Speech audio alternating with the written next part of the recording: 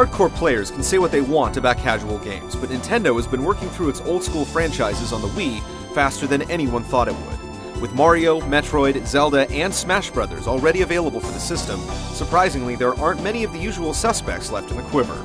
One that does remain is Mario Kart, though not for long. The Italian plumber has established quite a resume on the track. While minimal tweaks have been added over the years since the series left the Super Nintendo starting grid, the foundation has predominantly remained the same. Accessible, yet deep racing with an incredible multiplayer element. Much of that hasn't changed with Mario Kart for the Wii, despite it having some of the biggest changes in franchise history. For the first time in series history, you're not just using go-karts. Motorbikes are included this time around, though from our limited playtime, they don't seem to handle all that differently from their four-wheeled counterparts. Both are rated as light, medium, and heavy, with each factoring into top speed, turning, and their ability to withstand contact.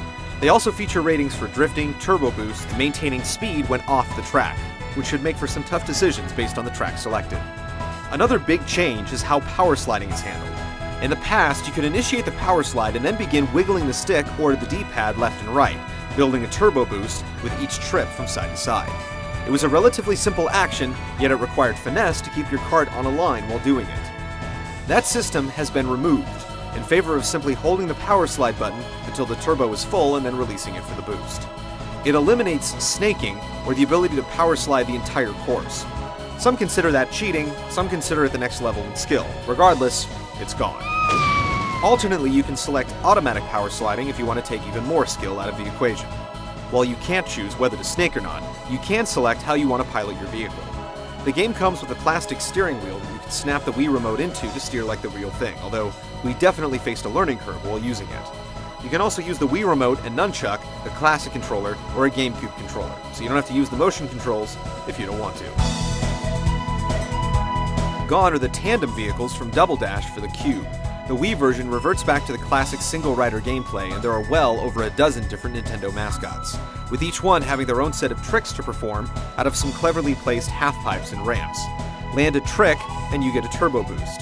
You can also pull wheelies with the motorbikes to get a nice thrust forward. Of course, if your racing skills aren't enough, you can always use the patented Mario Kart power-ups.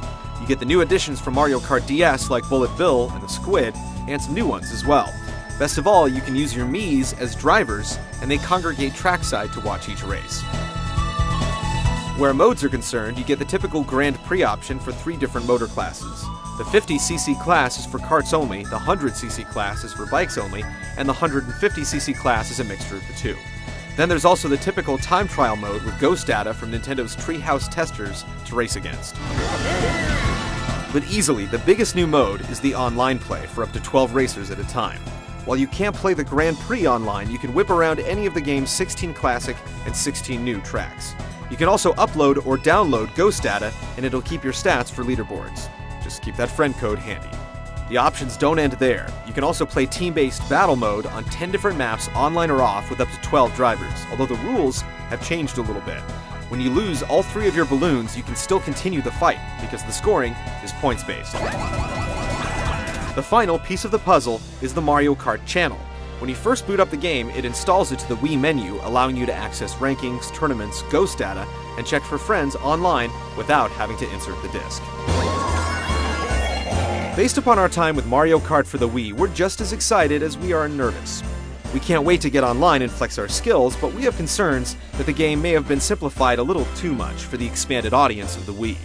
We won't have to wait long to find out, as it's currently scheduled for release in late April, so stick around as we rev up our full review. See you next time!